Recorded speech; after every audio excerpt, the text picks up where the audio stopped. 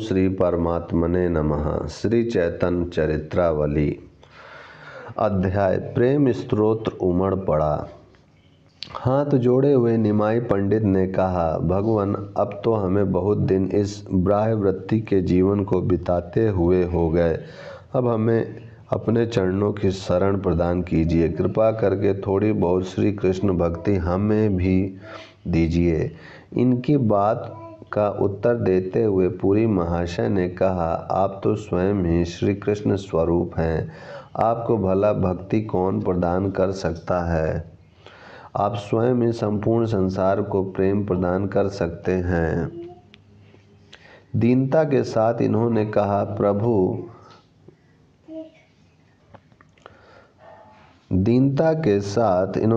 प्रभु मेरी वंचना ना कीजिए, मेरी प्रार्थना स्वीकृत कीजिए और मुझे श्री कृष्ण मंत्र प्रदान कर दीजिए। पुरी ने सरलता के साथ कहा, आप श्री कृष्ण मंत्र प्रदान करने को ही कहते हैं। हमें आपके कहने पर अपने प्राण प्रदान कर सकते हैं, किंतु हमें इतनी योग्यता हो तब तो। हम स्वयं अधम हैं, प्रेम का रहस्य हम स्वयं नहीं जानते, फिर आप जैसे कुलीन और विद्वान ब्राह्मण को हम मंत्र प्रदान कैसे कर सकेंगे? बड़ी सरलता के साथ आंखों में आंसू भरे हुए इन्होंने उत्तर दिया, आप सर्व सामर्थ्यवान हैं, आप स्वयं ईश्वर हैं, आपका श्री विग्रह ही प्रेम की सजीव मूर्ति है। आप चाहें तो संसार भर को प्रेम पीयूष में प्लावित कर सकते हैं। कुछ व्यवस्था देखते हुए पुरी ने कहा, संसार को प्रेम पीयूष के पुण्य पयोधि में परप्लवित करने की एकमात्र शक्ति तो आप में ही है, किंतु आप अपने गुरुपद के गुरुतर गौरव का सौभाग्य मुझे ही प्रदान करना चाहते हैं तो मैं विवश हूँ। आपकी आज्ञा को टाल ही कौन सकता है? जैसी आपकी आज्ञा होगी उसी प्रकार मैं करने के लिए तैयार हूँ।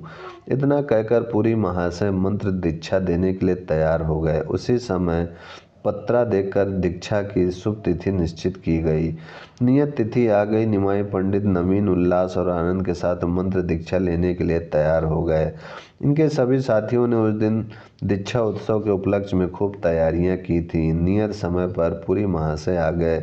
उनकी पद धूलि इन्होंने मस्तक पर चढ़ाई और स्वसत्यायन के पुण्य श्लोक पढ़कर और भगवान के मधुर मंजुल नामों का संकीर्तन करने के अनंतर पुरी महाशय ने इनके कान में गोपीजन वल्लभाय नमः इस 10 अक्षर मंत्र का उपदेश कर दिया।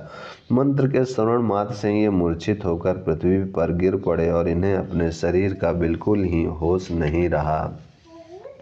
साथियों ने भांति भांति के उपचार करके इन्हें सावधान किया। बहुत देर के अनंतर इन्हें कुछ होश हुआ, तब ये इनकी विचित्र ही दशा हो गई। कभी तो खूब जोरों के साथ हंसते, कभी रोते और कभी हा कृष्ण हा पिता ऐसा कहकर जोरों से रुदन करते। कभी यह कहते हुए कि मैं तो श्री कृष्ण के पास व्रज में जाऊंगा, व्रज की ओर भागते और इनके साथी इन्हें पकड़ पकड़ कर लाते, किंतु ये पागलों की भांति उनसे अपने शरीर को छुड़ा छुड़ा कर भागते।